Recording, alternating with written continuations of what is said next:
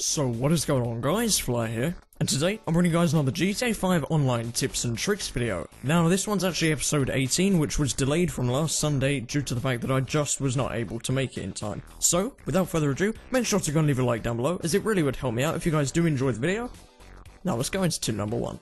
So for our tip number 1, I wanted to show you guys a tip about landing planes. Now, I know this is something that not tons of people ever really bother doing, especially not with the jets. They typically only will jump out of them if they're damaged. And normally when you do that, you just eject out the top and then you'd parachute down to the ground, letting your plane career into the floor. Now, when I do see people landing, typically they just kind of slam on the brakes at a lower altitude, but that means that the nose is going to drop very, very quickly and then the back is going to follow suit very fast, meaning that you're going to create sparks everywhere, you're going to damage the front of the plane, and it's really just not a good way to do it. The best way to land a plane, if you want to get a very, I'd say, realistic landing with no damage dealt, is actually to do it like this. You want to get down to the ground and you want to be following the runway, and then what you want to do is kind of put your finger about halfway down on the left trigger, or L2 if you are on PS3, and you just want to lightly press it down on that, and further press it down as you advance down the runway and lose speed. This is just going to be engaging the air brake, and of course you have to make sure that you have your landing gear down so that you don't scratch against the floor. This is going to mean that you can stop pretty quickly,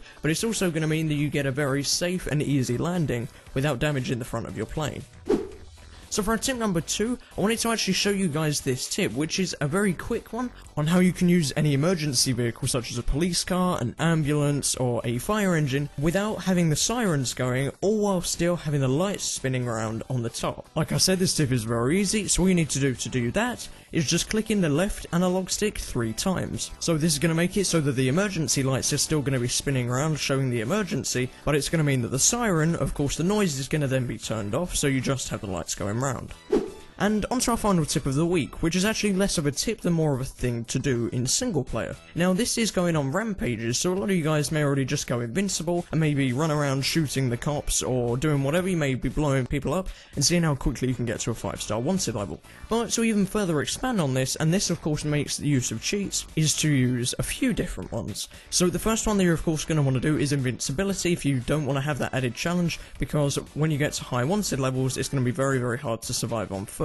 The second thing you're going to want to do is activate explosive melees. Of course the code for that is going to be on screen now, as for all of the other ones will be too. Then you're going to want to have explosive gunshots. Next, equip the fast run cheat, and now finally activate the high jump cheat, all of which are going to be on screen so that you can then copy them and do them in game. Doesn't matter what character you do this on, but just make sure that you have full ammo on all weapons. Now you can run around populated areas, mowing down the crowds of innocent civilians, blowing up cops' cars left and right. You'll be running fast, you'll be able to make things explode at the touch of your hand, you'll be able to shoot things and make them explode, and jump very, very high. So, that's just a really fun thing that I enjoy doing in-game, but is of course limited just to single-player GTA 5. That's pretty much it for this week's episode of the Tips and Tricks series, guys. If this episode has taught you anything about GTA 5 and online, make sure to go and leave a like down below, and subscribe for more videos like this every week, and of course many more coming soon. Follow me on Twitter for more exclusive updates that don't get posted to this channel, including images, news articles, and any updates revolving around GTA before they actually get posted to a YouTube video.